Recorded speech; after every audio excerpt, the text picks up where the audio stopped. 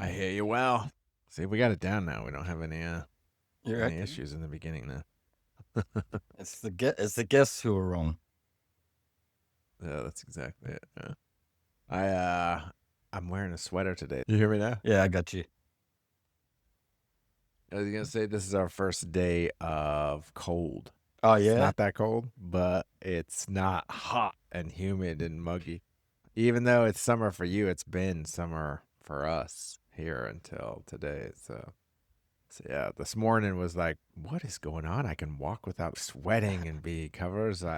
Then he, I wore a sweater to walk the dogs this morning, and I've been wearing a sweater all day. It's kind of like, it's kind of nice. This is what it's like. Free. It's like socialized air conditioning. So it's been paradise lately, and then they said it was going to rain all week, but it was just one day of rain, but it was all day, and we've just been spoiled. The last, I would say, 2-3 weeks, we just had perfect sunny beach weather. It's warm enough to swim here now, and then so it was just so depressing for everyone because it was like we all had to stay inside for a whole day. It was like COVID all over Does it again. rain a lot? You're right on the coast, so does it Yeah, we're on rain the coast. often? Well, it does, but usually it's really nice. Usually it rains during the night. So the Mm. rest of the weather that was the rain that was forecasted did come, but it came at night. It didn't come during the day. We just got one Uh, solid day of rain. uh, Even here, it could rain here. You could have. Do you remember what it was like in Catherine? You could have a monsoon, and then it'd be sunny yeah, it'd be again. dry, and then all of a sudden, Yeah, you'd and be. and and, River. and it's It's the same time every day. It's. I mean, it's not timed the same here, but when it rains, so it'll be flooding. So it flooded for like 2 days, and that's like dry as a bum. But in Oregon, they get rain so much. There's like 10 different names for rain. So it's like the weather people will be like, oh, today it's going to be drizzle with a chance of showers and then light sprinkles followed by a little bit of rain. And then, it'd be a little bit of misty later on. So for 9 months, it's just going to rain. And so they rename it, all the time, something different. Whereas here, after you don't get a lot of rain, it is something, instead of being depressing, it is more exciting because we don't get it very often. So when it rains here, everybody will be playing outside and jumping around, even though it usually comes with lightning. But I just realized I've been muted this whole time. That's why you haven't heard anything I've said. I've heard everything, or unless you were. Oh, okay. It said it was muted on my side. Maybe it just muted me when it knew I was trying to say something stupid. I don't know. Oh, yeah, that's what it was. AI these It days. knew a bunch of. Yeah. It knew you were about to talk about the weather, and you're never in, good times if you're talking about the weather. Yeah. So. All right, I'll kick us off. Welcome to the conversation where we unpack the wild, interconnected chaos shaping our world, including the population's decline and all the reasons for it. Your host, Joe Edgar and Ethan Krok. And today it's just the two of us, and our topic is Russia and Putin and the relentless narrative that paints them as America's and the West. I think Australia falls into that too, as the West, and the world's ultimate enemy. Is this portrayal grounded in reality, or have we as Americans swallowed decades of U.S. crafted propaganda hook, line, and sinker? And really, so let's separate some fact from fiction. I'll let you kick this off because there's something you started a few episodes ago where you let us in saying, is it a narrative that we love to see Putin as the enemy, or Yeah, look, I think it's like politics in America right now. You're getting much more of a clear divide between left and right. So, if you're a Democrat, then you consume your news and you experience the world in a certain fashion, and there's a narrative that ties it all together. If you're a Republican, there's a completely different way that you consume, analyze the data, and imagine the world to be. And they're living in the same world, but it's getting more and more different in their perspectives. And I see that the whole Russia-America problem is something like that. Because, yeah, I did mention, and I've mentioned this before jokingly, because in my time in America, this is between 2010 to 2020, it became we more. were all high at that time. Yeah, So it's, a lot of people were. Well, that was the first. Yeah, Trump got elected the first time in 2016. So it's pretty crazy time to see America go full swing from one way to the other. And but in that time, like, I grew up with a very distinct. I've never been to Russia, but I've always known about Russia because I watch a lot of American content. I watch a lot of movies, a lot of TV shows are based around the Cold War. It is like every movie, if you want to portray the enemy in any spy movie, media. it's like there's always like The baddie, Russia, Mother Russia. Yeah. the baddie always has a Russian accent, you know. And until recently, the baddie was always Russian or Ukraine. They don't make baddies Ukrainian anymore because they're the good guys now. Right, now you have to distinct. It's Russia's still the bad guys. But what I'm saying is, when I was living in America, it started to feel more and more like what I had been told living in the Russia would have been like. And, you know, getting close to 2020, I was starting to feel like America was actually like the power that they had projected in film and television my whole life. And it's kind of like maybe switching political parties. Like you grow up thinking Now, by one that, party. do you mean Sorry. do you mean political freedom, or do you mean censored Well, narratives? well, so yeah, or let's what do let's you talk mean by- about the difference. Really, the difference, it's all semantics, really, right? I had a chat with Gemini the other day, actually, about, you know, just from a high level view, based on history, based on, you know, You've heard about all these chats now, I- like I know, but basically over endorsing you, saying like, "That's a brilliant know, yeah, idea, yeah, Ethan."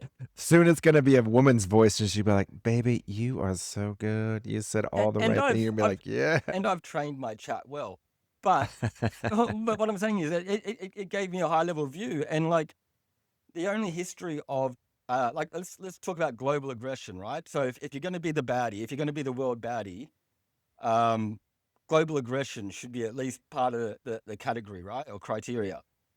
And you know, when you look at it, politics aside, you know, not hiding behind international laws or whatnot, Russia's conflicts have all been pretty localized. Like they're all been pretty close to home. Oh, definitely. Okay. I mean, not always. They do spread out. Sure, 'cause, but can I you give me mean, some even examples of after- where they've actually, you know? Yeah, I mean, Yeah. if you remember, Israel was really put together by the U.S. and Russia, who it went in under the British mandate, and then after 1 year, Russia's like, actually, we're on the Palestinian side. Yeah. So they went there. They were in Afghanistan for quite a while, which isn't that far away for them necessarily. Okay, but so But yeah, they you know, this- right after becoming them, they were Chechnya and then Georgia, and so I mean, they have well, so definitely bounced it's around. not. I'll show you why that's not a comparison in a minute, or I'll tell you why it's not a comparison in a minute. But I would say a global conflict would have to at least be on another continent, right? And Okay. not So you mean like Iraq and U.S. Iraq, US, that type of distance. Vietnam, US, Taiwan, US, Philippines, US. I mean, there's a lot more that I could go on, but that's just in my local region, right? Which is on the absolute other side of the world. But to America. defining how you are, I mean, we only have Mexico and Canada, so That's- if the okay, U.S. so is going to be that, that's going to we bring got to me to go. my next We point. have to travel. That's going to bring me to my next point. You talked about Israel and Russia as a good example for this, especially because imagine if Russia was giving support to Mexican terrorists, and those Mexican Well, they terrorists actually went to Cuba. and so those they but endorsed Cuba, like right? let me finish my scenario out. Those Mexican terrorists are actually infiltrating the United States and actually killing people, right? All right. That's what was happening in Russia. Which we have drug America cartels, and so Israel let's say they- was giving money to terrorists to go into Russia to destabilize regions. So that was happening. So when Russia tries to defend itself against that, America and its allies under international conventions label that Are as you talking about label that as the aggression. Chechens? But let me play it this way. If Russia was to help Canada, Canadian terrorists infiltrate America and would America be allowed to go in and take full control of Canada? Would America be allowed to go in and take full control of Mexico? Well, back up, because what terrorists are we endorsing as Americans? Where are we endorsing inside of? Or you're just talking about a No, I neighbor, was so talking you're about saying the Ukraine. specific scenario. So what I'm saying is, if what happened in the 80s to Russia happened to America now, it wouldn't be labeled how it was labeled against Russia in conventional in UN conventional terms, right? Or in historic international agreements. I mean, you're kind of going along with Mitch Heimer. Mitch Heimer Okay. kind of makes the same argument that he says, basically Russia is one of the global powers because they have so many nukes. and they deserve respect. And thus, if you're messing in their neighborhood, like that's their gang neighborhood, and you shouldn't be allowed to operate in their neighborhood, or they're justified. I mean, that's kind of Misheimer's argument. And then also, I think someone else who's in there is Jeffrey Sachs, who's been all over Italian TV lately. Not two people who I don't necessarily agree with, but Jeffrey Sachs is the economist who first went and helped Russia after 91. And they advised him, and he came back and told the U.S., he's like, listen, the U.S. is going to give you all kinds of money and help you do stuff. And they went back to the U.S. and they're like, no, we're not. We're not going to do anything. We're going to help all the satellites, but not them.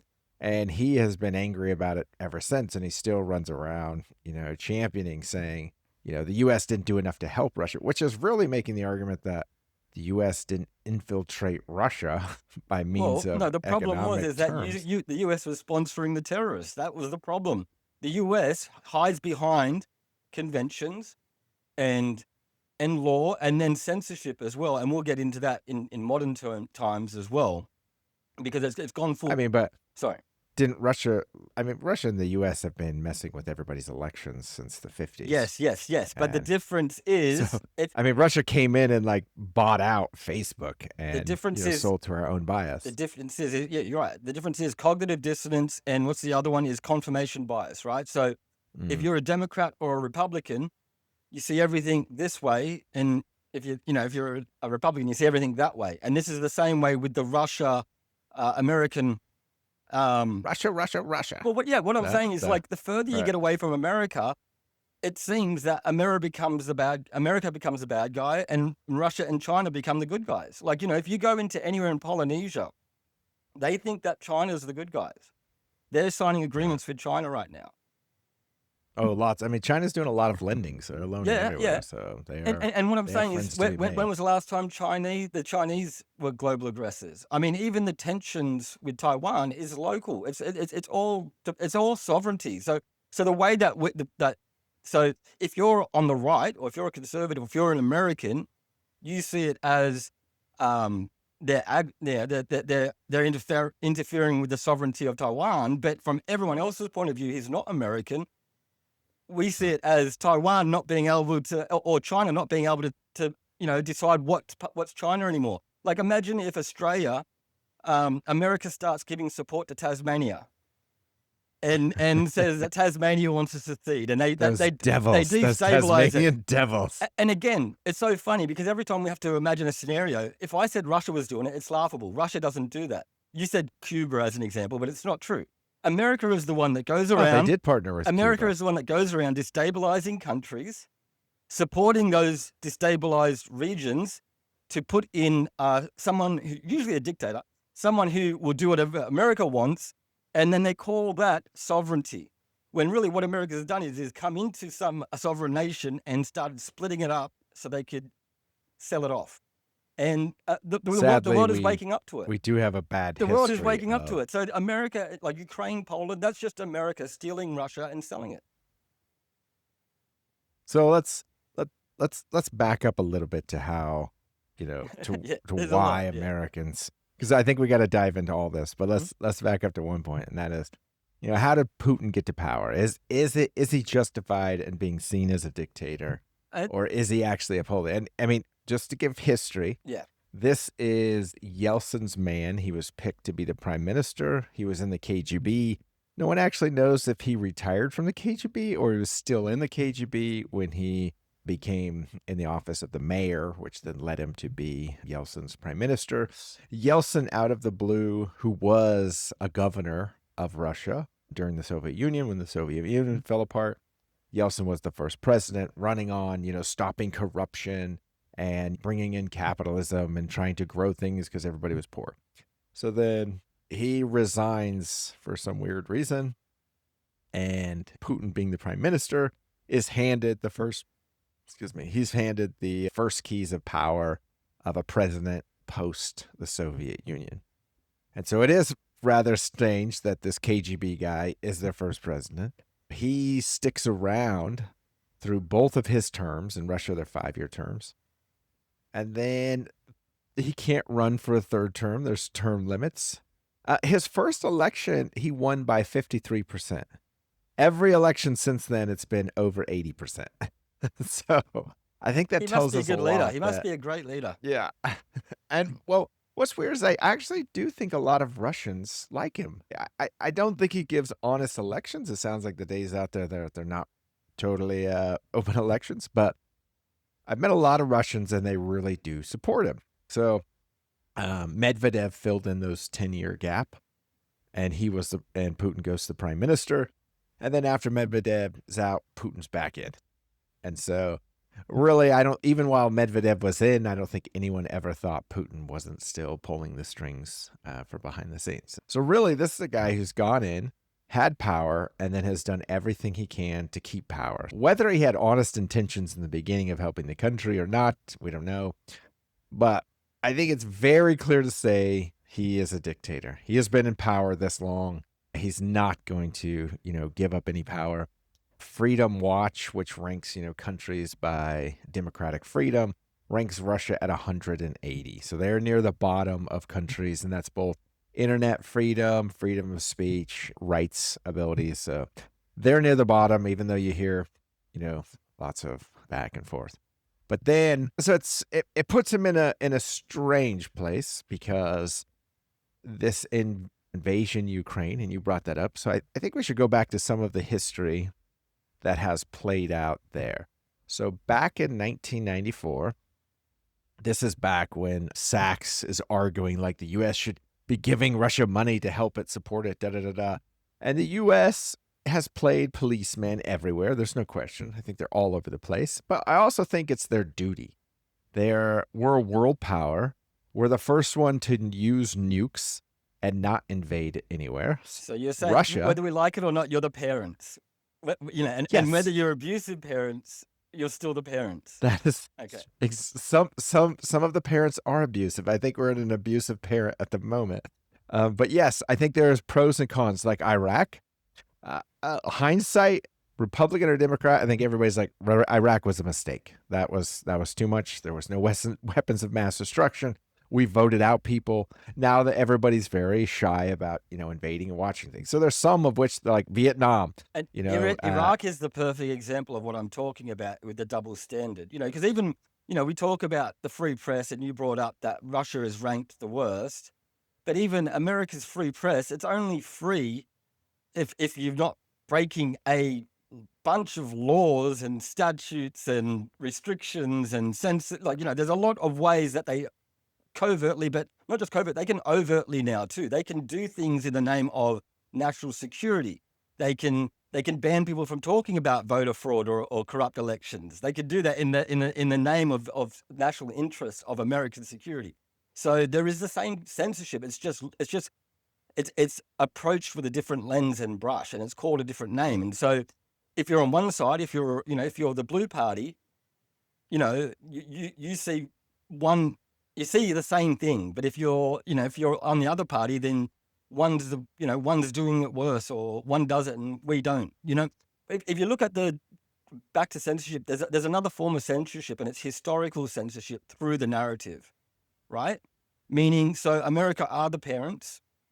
America control a lot of the communication around the universe, the known universe, and through their digital control of information, they can, in essence, control, like, for example, if I wanted to research some information or get some data, the only data I can get is something that's going to be peer reviewed, or it's something that's going to be published by a journalist. It'll come with Gemini's voice that will tell you, like, oh, exactly. You're brilliant. And that's Ethan, why you're brilliant. grok is woke, right? Because all of their digital data fields that they're getting information from are all biased. There's all confirmation bias there. And so when you ask one of these, or even if you challenge a chat or a learning language model, it's going to have cognitive dissonance, because it already has the answer that you don't know, and it needs to explain it to you where your context is not right. And then really, it's just semantics. Well, I agree with you. We had this as a topic one time, and that is the question of U.S. that has any and all sources of information, yet no one knows which one to trust, and Russia, which has no information. In fact, they can't even watch or listen to any of this because all of it is restricted. So you can't watch YouTube, They you don't can't like us Twitter, there. none of it. That's true. Let's hope not.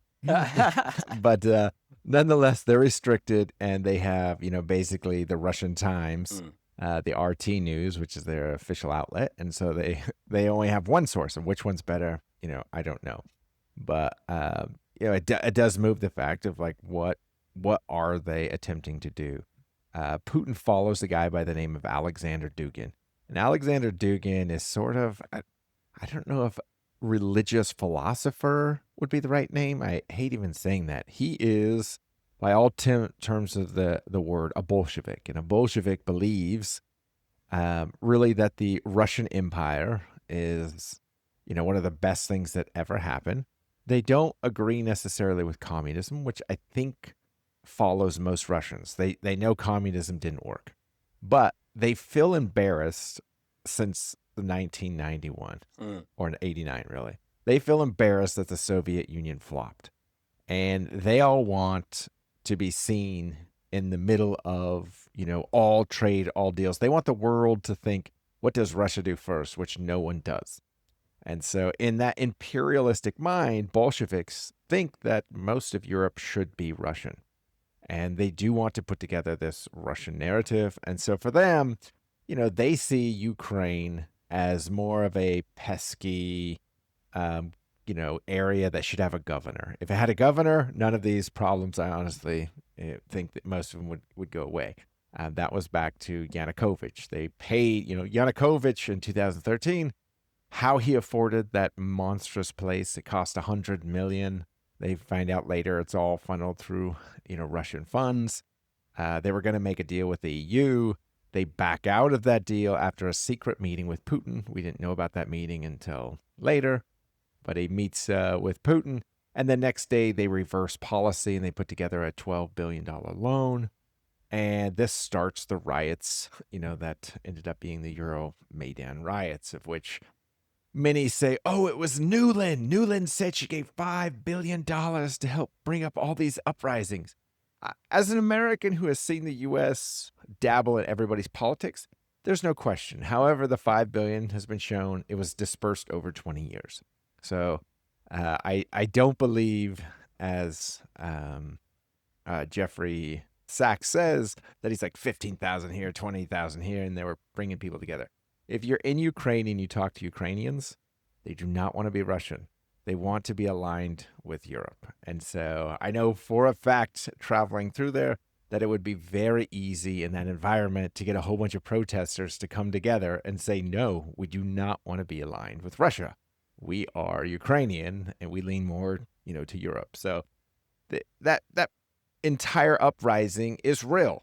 Whether the U.S. helped facilitate it or not, I really don't know. No one does. But it was going to happen either way.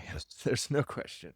So then you find at that very time, Yanukovych leaves. He flies and hides in Russia. Can we just go back to what you were talking about for a sec, though? Because honestly, I was laughing in my mind because I'm just imagining Texas or California wanting to secede.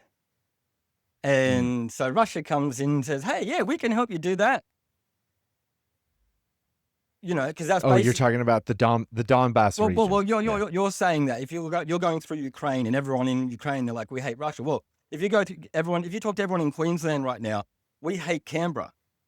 If you talk to everyone in New South Wales, let's be clear. They hate Canberra. If you talk to everyone in California, they hate Washington. If you talk to everyone in Texas, they hate Washington. Yes.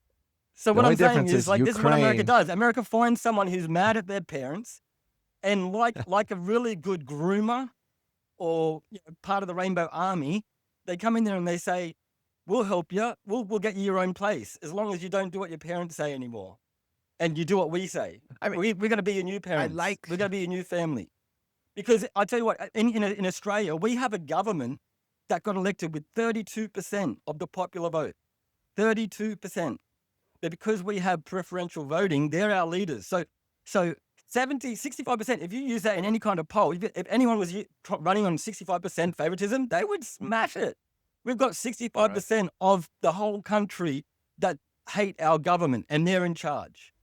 So if Russia, China, America came to any one of our states and said, we'll free you from Canberra right now, we'll free you from the bureaucrats, we would all put our hands up. We would all take up arms and go and shoot the politicians. I'm telling you, we would do it today. Yeah, but you're bringing up two things. One, the form of government. It's in the U.S. You'd feel more comfortable here because you get a majority. Whereas I, as a libertarian, I don't feel I get represented at all because I'm stuck between these two large parties that squish me. Where I would have representation in Australia, I'd have representation in England and Germany because they have a parliament. So you end up where 30% can control the government versus a 55, or 60%.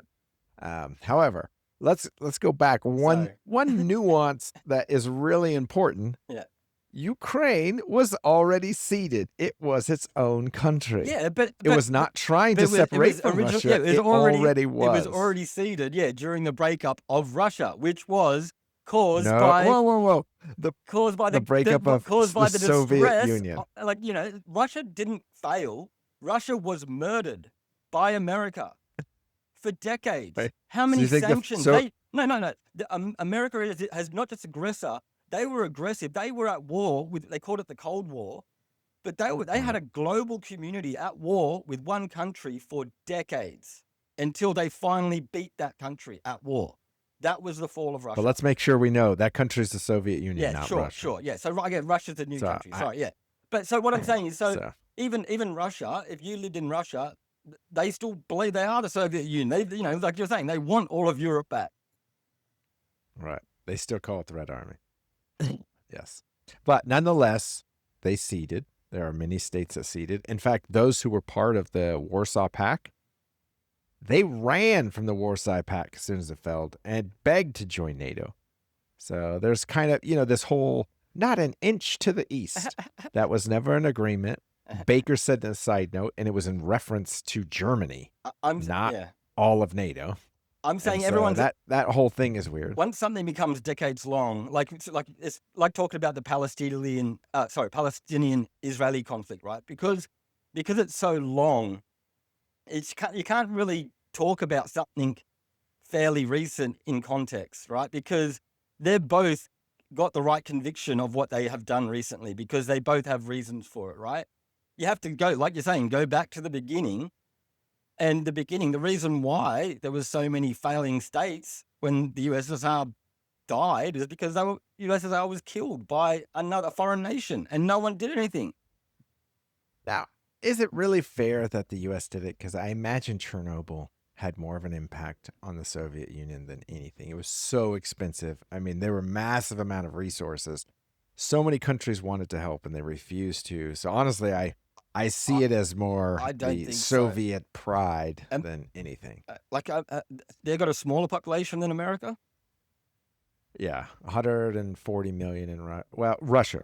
The Soviet Union had closer to the U.S. Closer to the U.S., yeah. Okay, so that's what I'm saying. So imagine this: if America had been reversed. Imagine if World War II happened a bit closer to home, right? And then imagine a country on the other side of the globe, say England, thought that they could have a say in power still, where, on the other side of the globe.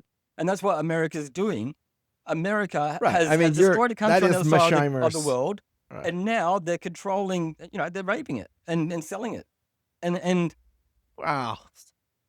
I would be in there. Like, I'm one of those Americans who's raping and selling it because I go there and start businesses. It hurts to learn you the bad guys, dude. It hurts to learn you the bad guys. Like the CIA. This is what I'm saying. The CIA is on paper, on digital record, and on any official record. The CIA is like the second coming of Jesus. The CIA is a Boy Scout club that is, the doing all the things that need to be done to keep American virtue and blah blah blah blah blah, and that's all on paper. But in reality, you go out and poll anybody. You go out and ask anybody if the CIA are the good guys, if the CIA are honest, if the CIA, I agree. Yeah, I agree. None of us even think so, right? But you're really following what Mishheimer says, which is we have no rights to play in their neighborhood, and anywhere in their neighborhood, they have a right to come after us. And this would be, Russia trying to set up a base station in Mexico, and the U.S. would, if you, to your point before, if America wasn't such an abusive parent, then America would be welcome to come out and teach other people how to act. But America can't even be a good parent to its own kids, or it's not even to its spouse. So Well, America needs to get its own I will house in order say, first. That's the problem. And then we'll follow making you. comments like we're going to invade Canada and Greenland and Panama Canal definitely do not help that argument. It definitely hurts us on the international stage. But yes, I do agree. We have unfortunately invaded and destroyed, some countries, not necessarily for the better. Afghanistan and Iraq being two of those, but Gaza, even Vietnam. Gaza, After we left Vietnam, Gaza. Where was the parenting in Gaza? this one's a harder one to define because it's like, what role? Now you're saying the U.S. does have a role in policing, and so I don't want to go into Israel. You said it does. You said it does. I'm agreeing with you. I know. I do feel that it does, but this is where you're saying, whether or not they're policing. But America right now is like. Yes. Have you ever been to Mexico? I know you have. Have you ever been to, like, for here it'd be like going to Bali? But like, the police, if you pay them the right amount of money, they're really good police. If you don't pay them the right amount of money, they're really bad police. That's America. Very well. They're bad for you, right? So, in part that is true, but the U.S., I think in general, and that's Congress, that people do try to support democracies that are going. So this is why, us putting a base in Ukraine would be one thing, and that is NATO. NATO has come in to do it as an alliance, and that alliance is trying to say, listen, Russia is an aggressor. They have a history of invading us all. And so we all have a right to draw that line. And so for us to stand up and say, okay, in a defensive manner, we'll support that. But I also recognize you and Mersheimer's argument that's saying, like, no, anything in our neighborhood is bad. But now let's go down on the merit of why Putin has said he has invaded Ukraine. Because I honestly think that he thought it would be like Georgia. Amass 100,000 troops. We go in, we over and done. Scare the wits of everybody. The other way. He thought everybody in there is already a Russian supporter, so they all flip, and he gets his government back in control. Everybody goes home, and it's over in a day, right? He did not. I think it's just because his own bias that he doesn't know. Everybody's afraid to tell him. Ukrainians do not want anything to do with Russia. Clearly, there was an older model of chat he's using. That's why. Yes. He's using the first version of Gemini. He needs to update his Gemini and his grok to get where he gets his selection bias. But then they're left. They leave all the north. They can't take the airport. They're out. And they've already, this is in 2022. So we're going to have to go back here in a second. But they start to go into the Donbass. They've already taken Crimea. So then there's a question of why the Donbass, right? Why that area? And to get there, you have to go back to 2014. So after Yanukovych ran and hid in Russia, they took Crimea. If you remember, Yanukovych helped him take Crimea. They took it without incident. Many say there was an election, but there was a gun to everyone's head doing an election. So there was a survey done before that, and clearly they did not want to be Russian. So they seized this land. And that was in March and April, I guess March is when they did Crimea. By April 6th, there were some protests happening in Donetsk area. And those protests amounted to about 2,000 people, as they estimate. And they ended up taking a government building. By April 12th, there was a guy who's now serving time in Siberia. He spoke ill of Putin, but his name is Ihor Gherkin. And Igor, which is the equivalent name for Ihor, Igor Gherkin went in. He was an FSB officer. They say he resigned before, but clearly I don't think that's true at all. He went in disguised and camouflaged as a Ukrainian, changed his name, went under a pseudonym, brought in 50 troops who later we found out worked for Wagner. And by April 12th, he had seized a government building and self-proclaimed himself as the Donetsk region director of defense. And of course, saying that he's Ukrainian, saying he lived there, and took it by force. Now then, if you see all the guns and weapons that he brought, it is clear that Russia must have brought weapons in long before any of this. And the reason these dates are important is that was April 12th. So that was a week after protesters had taken a building. By April 14th, the Kiev, or the Rada, the government from Kiev, started to send tanks and troops to Donbass to stop the protests and take back the government buildings. It's a really important part of history because when people argue about this, they say there's three arguments that Putin gives to why he had to invade Ukraine. And one of them is the suppression of Russian-speaking people. And he Sounds says legit. all these protests, they were seeking their own independent state. They were, and they do speak Russian. There's no question. During the Soviet Union, I mean, you'll find so much Russian spoken in Kiev. All of education, all of the government, everything was in Russian during that time. So there's a lot of Russian speaking. You don't really find the Ukrainian speakers until you go west, but since the invasion now, it's backfired on Putin because now everybody's trying to speak Ukraine. But there were a lot of Russian speakers nonetheless, but that doesn't mean they wanted to be Ukrainian or they wanted to be Russian. They definitely wanted to be Ukrainian. But this Gherkin and many others that like it, he's just one that's a really good example because you can see clear evidence that Russia sent in little green men, as they're known, little green men, which later we find are Wagner troops with weapons. One of them shot down a commercial airline, MH17, if you remember. It's been a while, but that was in 2014. They shot this plane flying over Ukraine. And so this is where you see Russia did send in fake separatists to act as if they were separatists, to later establish the ability to say, oh, we are helping the separatists. I mean, they're being oppressed by Kiev, right? And they ended up killing 14,000 people during that time between 2014 and 2022. So that's one of the arguments, which is totally bogus, is that they were protecting Russian speakers. The other one is, we've talked about, this is the NATO expansion. Like, NATO's at our door. NATO provoked us. Okay, well, we've hit on some of the points of why that is a fallacy. But the other part is, if you back up to 1994 in Budapest, the world of nations met in Budapest. This is after the fall of the Soviet Union. A lot of these countries, Ukraine itself had 2,000 nuclear weapons. And they don't need launch codes to use them. They could take off a warhead and drive it right in on the back of a truck if they wanted. They had 2,000 warheads that they could use. So the U.S. was more focused on de-arming all these satellites and worrying about that more than they were helping Russia get its footing back on. Russia had fought to get control of its UN seat for the Soviet Union, so Russia got the UN seat on behalf of the Soviet Union and maintained the nuclear weapons. They were the largest state, and most of it was put in there. So then, during the Budapest meeting, Ukraine agrees to disarm, to sell all of its warheads. They're going to dismantle the warheads, turn it into uranium, and sell it back to Russia. And then the rockets of which they are on, they're then going to take those and also sell them back to Russia. So Russia and the U.S. put together these biolabs, which now they're saying biolabs, they started COVID. All of the biolabs were created to disarm the nukes and sell it back to Russia. Russia helped create every biolab that is out there, was with the U.S. and Russia. So then they were to sell all this out. One of the important parts is that the U.S. gave a guarantee.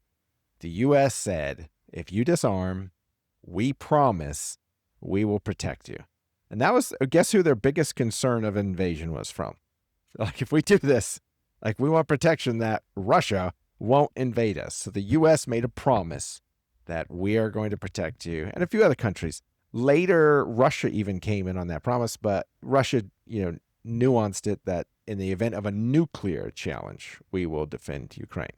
And so there hasn't been any nuclear weapons used supposedly yet. And so that's where China says they don't have to defend it or anything. So that was in Budapest. And then in 2008 in Bucharest, not to confuse the two, Budapest is Hungary, Bucharest is Romania. But in Bucharest, which is a very dirty city, it's like everything's spray painted from 6 feet down. It's like 100 different colors of spray paint. Yes. I'm sure someone in Bucharest is like frowning on us right now, but It's art. nonetheless, It's art. yeah, it's art. It's art. So I wish it was art. It's not even like pretty. It's just like layers and layers and It's an layers of accident. wording. I know, you can like put your finger and like wipe through it. It's pretty funny. But in Bucharest, George Bush was president in 2008. he had been promoting like, well, we should consider allowing Ukraine to join NATO. In the meeting, it was put that this would be a huge provocation towards Russia. And so Bush and everyone else said, we won't even take their application, and no Ukraine for NATO. So that was the end of it. NATO was never a subject, or Ukraine joining NATO was never a subject again. So again, in 2014, it wasn't one. And so they didn't talk about NATO until after the invasion in 2014. Then it was like, well, we're being invaded. What do we do? So then they talked about, however, they were ineligible to join NATO because Russia had invaded. So there was a disputed border, which makes them ineligible for NATO. So again, separatists, all a lie. Russia brought people in. NATO, a lie. There's no way they could join NATO, so there was no provocation. There was no reason, to do it. Then the third one, my favorite, is the denazification of Ukraine. And this one's hilarious because Zelensky is Jewish. There's only 2 countries on this planet that have a Jewish president. Ukraine is one of them. Israel is the other. So, you have a Jewish president, and now they're saying denazification. They say denazification because there is the Azov group. Well, there's 2 reasons, but the Azov group was started by a lot of white supremacists, and later they really bailed on that. But then they bring it back because if you go to the western part of Ukraine, there's a guy by the name of Bandera. And Bandera, who is, it's very similar to the Aboriginal flag, actually, the red and black flag. It's very similar colors. There's no circle in the middle. It's just red and black. But the red and black colors represent Bandera. So I've traveled all over West Ukraine, and you will see Bandera everywhere. They love the guy. Bandera, it's not hard to say that he did some bad things. He's like the United States Christopher Columbus. Mm-hmm. We love him and bring him, but he didn't necessarily do the best things, right? It was pretty aggressive. Bandera went and killed about 30,000 Polish people to try to get land back. Not a good thing. Polish, in the name of retribution, then went and attacked him. But Bandera basically fought for liberating Ukraine. Whether you were a Nazi or you were Russian, they didn't care. He'd kill anyone in the name of liberating Ukraine. And so he has become a war chant, really, for liberating Ukraine. But they like to say, oh, but see, he's a Nazi, because he wasn't part with Nazis. A lot of the Red Army was part of the Nazis. Anyone who was POW were forced into a camp and later became, Nazis. So yes, they were. But if you really break down the percentage of Nazis, and this is going to Mr. Schneider, he's a professor at Yale, and you're going to see, Russia, which has a couple of programs. They have the Russian Imperial Movement, which is RIM. They use the imperial flag.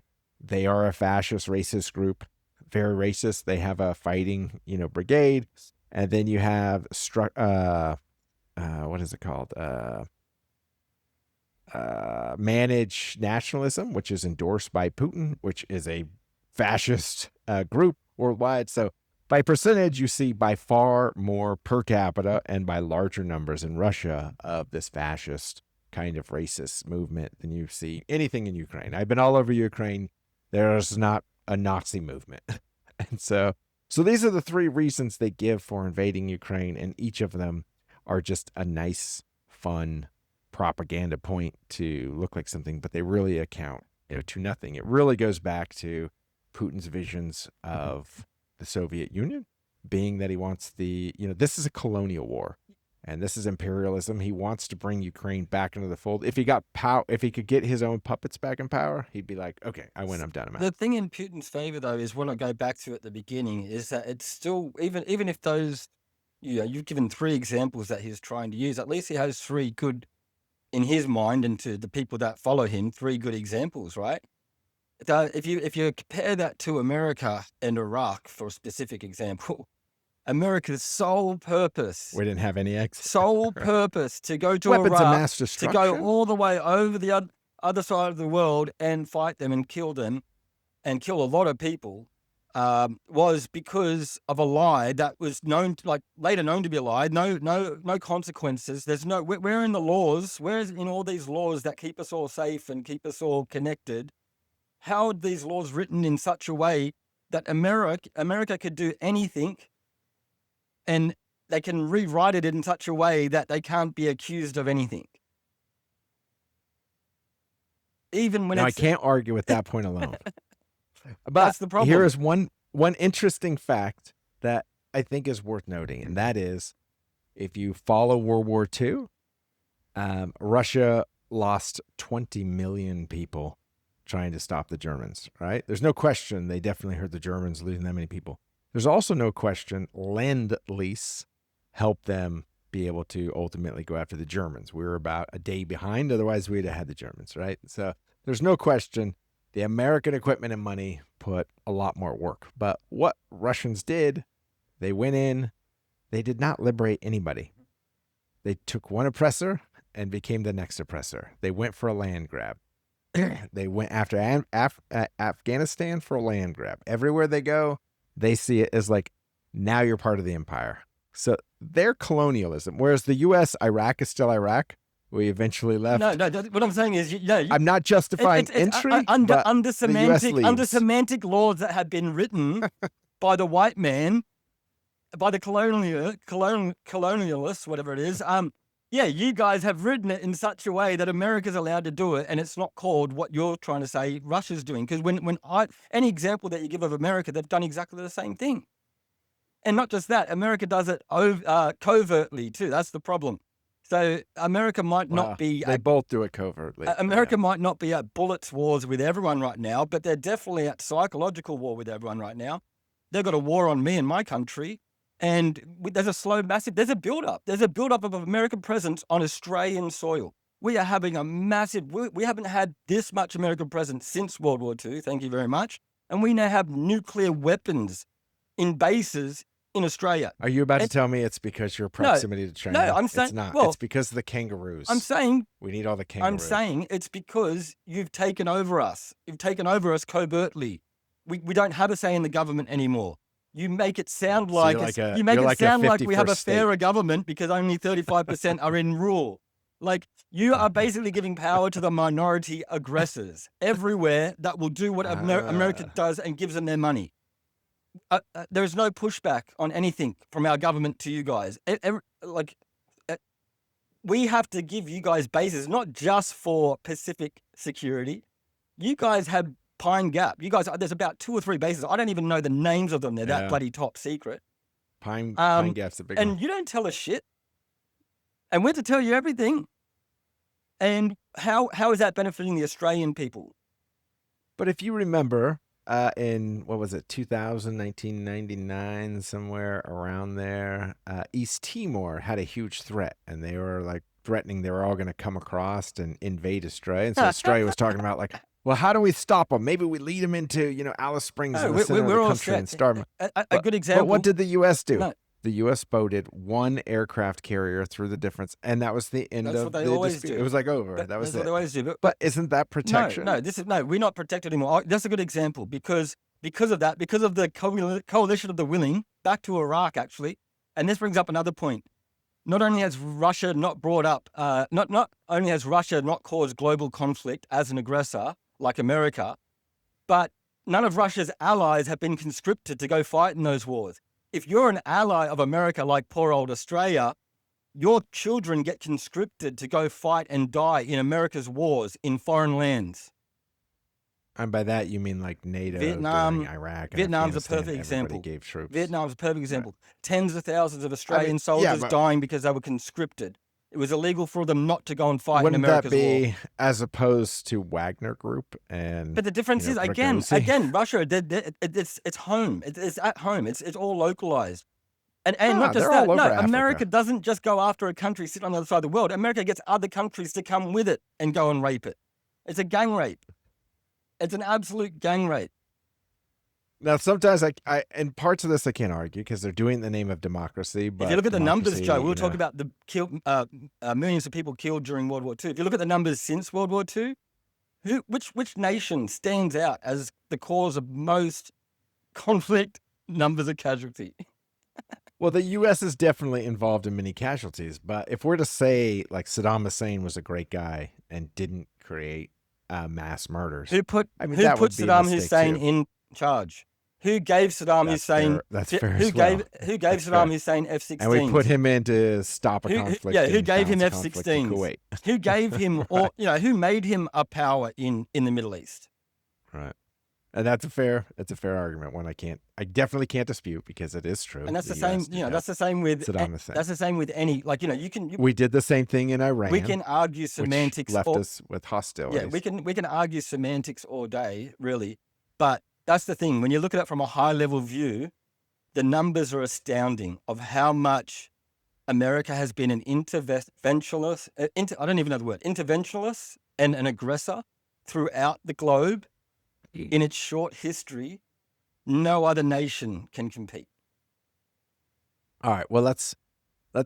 I mean, because Russia definitely gets up there, but they do like to stay in their neighborhood. They want they definitely like to go after neighbors.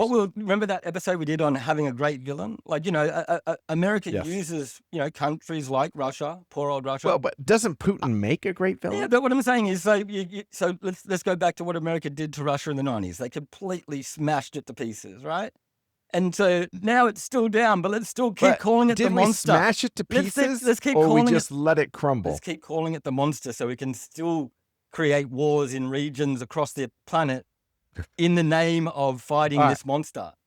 Let's skip ahead. Now, what does Putin do from here? Here he is trapped. He's ensnared in this invasion. They have about $50 billion left in their wealth fund. They're running a $60 billion deficit. Gazprom is running losses. That's his cash cow. His refineries are on a massive bottleneck. He cannot sell them because Ukraine's going after them all. Trump is literally in China talking to Xi right now, trying to convince him to buy less oil. But China already reduced the amount of oil they bought from Russia because their reserves are so full. So it's already slowing down. His cash cow is slowing.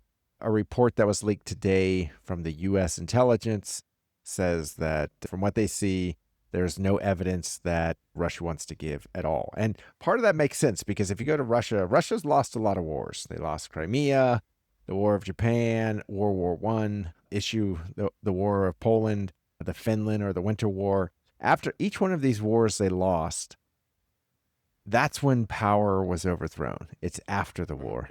And so I think this definitely sits on Putin where if he were to stop this and do a ceasefire and then a peace agreement, he's done. It would be, we've lost 1 million Russians. Our entire economies are gone. The reason people love Putin is because he took them from sheer poverty. He gives them power. To where now they make $600 a month, right? He gives them power. It's not an amazing economy. He gives them power, right? Like Russia would cease to have the presence it has. Like today, Russia still, in a lot of people's minds, in my mind, it's still not far from USSR, right? In its global power. That's what they want. Right, but are they? No, they're not. They're not. They're not. A true they're not. $2 trillion economy. That's like a little baby. They're the boogeyman. They're the boogeyman. They're COVID, right? They're the reason why you can make extra laws that allow you to break laws that normally you're not allowed to break. and then it's all sanctioned, right? That's what America does, And then not just like I'm singling out America here, right? Because this was a shock value to me. It's fair. We're instigators. Yeah, and what I'm saying is I never met Russia. I only knew America, and when I went to live with America, I found out that he was everything that he was telling me Russia was. Right. So then maybe you go to Russia and you find out he's everything that they've been telling you. That's what I need to do. But I'm scared because your parents still keep sending weapons over to Russia, so I can't go. Well, actually, my parents are sending weapons there too. We send them like 180 tanks or something. Yeah, you do. Yeah, you do. Well, everybody's donating. It's the same thing. Everybody's donating. And if there was a war in NATO, everybody would be donating troops. Right now, it's just weapons and money. And Australia has, given part of that as well. So yeah, but who is helping? That's the other thing. Who was helping Russia against Afghanistan, though? Who? Well, that's what I'm saying. Like, no one did. They did, but they said they didn't. Yeah. They did, but they said they didn't. That's why there was terrorism, right?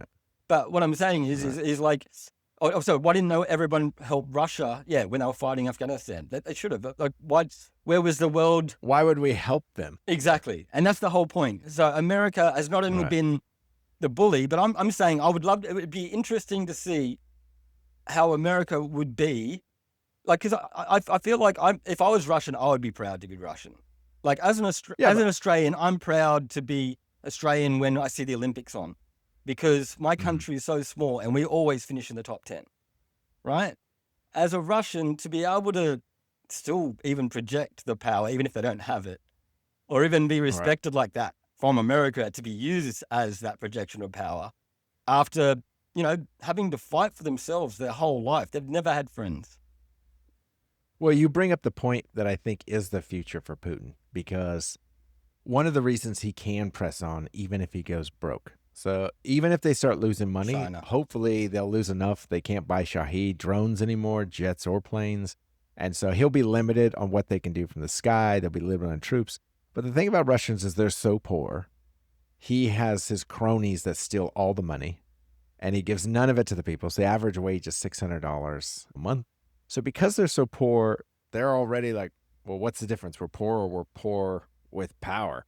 We'd rather be like Russian powerful. Mm-hmm. And so for them, they're like, yeah, they want to be a name in the world, like Russian power. So they feel a sense of pride trying to get Russia's name back to something valid, which really I think it's just being dirtied in the mud.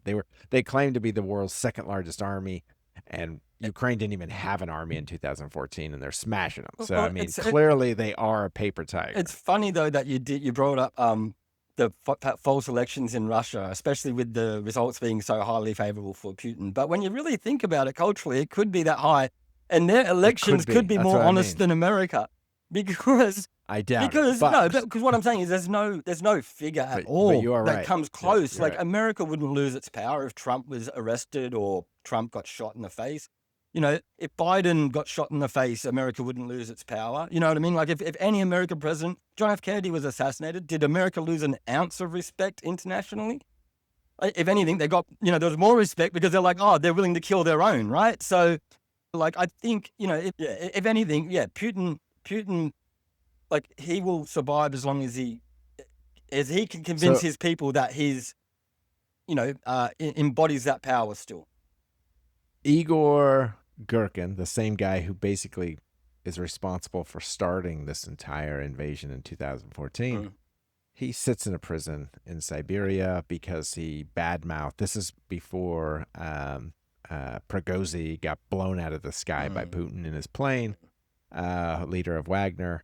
But he's in prison and he's angry at Putin and he badmouths him, but don't think he's a hero, because the reason he's angry is because he thinks he's done a bad strategy and he thinks they should just nuke all of Ukraine. So Girkin's argument is he wants to decimate the entire country. So he's not a good guy, but he predicts that the only way this comes to an end is as he runs out of money, Putin will not be able to keep giving all of these troops so much money. So he's paying them $26,000 as a signing bonus, and then they get about $20,000 a year. If they die in war, their family gets about $50,000. So that's a lot of money to a Russian, a tremendous amount of money, well worth dying for, because your family gets money. So now that there's 1 million missing Russian troops, Girkin thinks it will basically end up being a revolution inside the country that ultimately brings it down. And as they have to grapple with new power, they'll negotiate and, basically give back most of Ukraine just to kind of stabilize, everything back in the world and get their economy back up. And so interesting take by Girkin. They are starting to falter economically, and inflation is about 11%. As it rises, they're trying to push economic policy. So they've lowered interest rates from 22% down to 16%. Can you imagine? That's supposed to help. I don't see that helping. They have so many limitations on currency. So soon as, their entire economy has become a invasion-based economy, meaning the only companies that are still operating are the ones working for the government. All the other ones, the largest employer in the country, the railway, has laid everyone off. They're trying to get money. But there's just no economy. Trucking services are out of business. Everyone's shutting down and faltering because there really is no economy. There's no shopping. There's no money. There's no imports. Exports are limited to oil, and those are starting to dry up. And Saudi Arabia has finally taken a stance as well. Saudi Arabia has said, well, if Russia can't supply any oil, we will. Meaning they are going to drop the price of oil with massive supply, which will hurt Russia. So maybe Gherkin, has a point. We'll have to see, here in the future. Yeah. Like you're saying, I'm sure Putin definitely wasn't in for the long haul. And so at the time he made the decision to do it, it was, to him maybe the right one, but he has no out at this point, does he? Like he can't, he has no out. All right. And so if he stops, he's done. Yeah. And so when you're in that situation, you don't blink, just like Kamala Harris. She was still projecting that she was going to be president, even though there was no chance in hell. So, and everything like that too reminds you of, do you remember the Iraqi misinformation minister or the information minister? No. He's telling world news that it's not true. Americans are nowhere near the capital. And the studio he's in is like shaking from the missiles, the Scud missiles being dropped. I do remember. And the building. I do remember. You know what I mean? A lot of things in politics reminds me of that because, when you bank your career on a decision, there's no going back because your career is dead if that decision doesn't turn out. Right. Yep. So he has to dig in. That's really the difference is he has to figure out, he can't stop. So really the only way it ends, as has been pointed out, is he is stopped. That's the only way. No, there's another. That's the narrative. The other option is America stops being the bully and trying to keep hurting Russia. Because really right now, what's happening is Russia is really losing at a war of attrition that it doesn't want to be in. Yes, that's fair. But what's weird, let's take up Trump's negotiating tactics. Here's the guy who claims he's like the negotiating king, the master of the deal. Yeah. If you're going to go into a deal, the number one thing you should do is, in business school, they call it your BATNA. And if you are going to go into a deal, you don't tell anyone what you're willing to give. You certainly don't say, we're going to stop arming Ukraine and we're going to stop giving Ukraine funding and let's have peace. What does Putin have to lose? He's just like, oh, well, that's great. Then I'll just keep going, right? So the opposite should have happened. Trump should have come in saying, like, we're going to give, every arm we can, every missile we can. What are the new missiles they're trying to give him now? I don't know, but the Tomahawks. They're like, we should arm them with Tomahawks. We're going to give them money forever. Because then you come in with a strong arm, and now Putin's like, well, what are we going to do? Let's negotiate peace. I honestly think, or I'm beginning to think, that Ukraine is the chink in Trump's armor, right? Because Ukraine was something that was, started while he was out of power. He was started while he was out of power. No. He was in office during that. What, when this happened back in 2014. No. It's gone through a route of him. Okay, no, but I'm talking about there was whole. When did everyone start putting up Ukraine flags? Definitely after 2022. Okay, no question. Okay, because this is when. So what I'm saying is, so Biden. So you're blaming Trump right now, and this is what I'm saying about this is his chink in his armor. I'm not blaming Trump. Okay, well, what I'm saying is he's a terrible negotiator. Well, yeah, you're right, and I'm saying this is not his mess. I'm blaming Putin. This is not his mess. America should have been the police or the good parents that you pretend that they are, or that are written in history that they are. They should have been the good police and done something about this back when Biden was supposedly in charge. The problem was Biden wasn't in charge. Biden did warn the world. In fact, he warned the world. Yeah, I know. I remember that. That's even Zelensky didn't believe him. Yes, and from your language and your world perspective, he warned them. From my perspective, he encouraged them. Because he kept giving them a red line and he said, if you cross it, we'll do something. And then what happened? They would cross the red line and he didn't do shit. And he kept doing that. And he wasn't just with Russia. He did this with China. That's why we're in. So you think this goes back to Obama? Where I think this allowed Crimea to be invaded. I think this all ties back to the Bushes. So it's all back to the 90s. It's all back to, they're in charge of all. You're talking about Putin. You're talking about Putin being a dictator. How is George Bush Sr. not a dictator? How is he not exactly the same character as Putin? He comes out of the CIA. He becomes the president. He has children that are president. Every president after him does whatever he wants. He has been the dictator. This is Jeffrey Sachs' argument. And This is what America he's saying. only fell apart when he died, bro. Right. So your dictatorship, Jeffrey Sachs, your dictatorship he fell apart when he died, and that's what that little. There's a famous video from George Bush Sr.'s death when everyone that's close to him is Obama. They're all getting notes and a private envelope, and that envelope is basically letting them know that their rule of law has come to an end. Well, the other thing Russia has going against it is it's shrinking by 450,000 people a year. Yeah, I can't. It's one of the faster ones. So many people. Do they have AI? You add in the invasion, and I mean, they're missing like 2 million people since this started. It's just unbelievable. So they have labor shortages, but 1 million of just young men is unbelievable. I mean, what's sad is the irony is Ukrainians are going to be more Ukrainian. They're going to speak all of Ukrainian. It's going to be a NATO border, and there's going to be fewer Russians. This is the irony of what Putin is trying to do. Russia is going to be broken up. At this point, I think we're agreed. Putin's not doing what he thinks is in the best interest of Russia at this point. Folks, it's just adding to the population's decline, bro. Yeah, he's just speeding up the population decline. They're running out of money. The real question will be is after this is all over, how does Russia get back on its feet? And it is going to be a hard fight. Because one, let's say they have a peace deal. If the peace deal happens while Trump's in office, there's a good chance the U.S. will unwind all of its sanctions and everything and let Russia keep all the land. I don't think Europe will. Europe will say sanctions are still on. We're not buying your oil. And we're kind of done with you until you get back to your own border. So long as you occupy Ukrainian border, we're not lifting anything. If Trump loses in the midterms, he may have to as well. So that will really be it. And right now, his approval rating is, in some cases, it's 37%.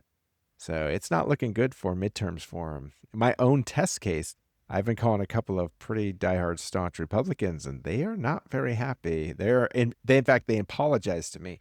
Said, well, I'm sorry, because I was like, well, I had a fallout with the Libertarian Party because they let Trump come and speak. And they're like, well, I'm sorry about that. I didn't think he'd do any of these things he's been doing. And so I do wonder how the midterms. Now, granted, everybody hates their candidate until they see the other team's candidate, and then they hate them more, so then they jump on the bandwagon. So I think that's often. I think there's just more and more people too, though, because both sides are very vocal now, and you can find voices on both sides. And we have that, confirmation bias and that echo chamber that we get on our social platforms now. And so, I think there's a lot more people that are starting to question what they may have been, like me thinking that Russia was the bad guys in the 80s, right? There's a lot of people reevaluating. They are the bad guys. Yeah, sure. I know. I'm going to go meet a Russian and find out. Is that on Tinder? Is that where you're going to find out? Yeah, no, Russian singles is where I'm looking. Yeah. Dude, what I laugh at on Twitter, I get followed by so many Russians. I could tell they're Russian because they're all very attractive girls. They follow me and then they'll start to message you, and everyone, I'm just like, this is such a scam. But then they have, I spotted one, and she joined Twitter in February. She now has 18,000 followers, and she posts all these pictures of her, just wearing scantily clad clothes. And I noticed in the back, she's in a Russian elevator, and it says on it, it says MAGA, American woman, I'm from, the Middle East. So she's like, Trump all the way is what her profile says. But then you look and you're like, you're just a Russian bot. So all these, and there's many of them there. all these chicks, all these chicks that hit you up, if you all Russian bots. That's why I say Gemini has a self-bias. It's just like, they'll make you feel great. This is what Gemini's for. AI is just going to make us all feel pompous but be lonely. Yeah, well, it feeds into because this is part of the core problem too, is education, right? And I think we talked about that, or last time I was with you, we chatted with someone about education being the answer to the problem in the Middle East, right? Education is a problem too, because there's a balance to it. A government these days wants balance with education. They don't want to educate their people enough to be able to critically think, but they want to educate them enough to be useful and what's the word? efficient. I don't know. Conformist, Yeah, no, like no, they still suppressed, want to push innovation. They subjugated. still want to push innovation, right? And yeah, and we do. We think we're getting smarter, but we're not getting smarter. It's just we've taught the Well, robot. it's like the We've taught comment. the robot to tell us we're smarter.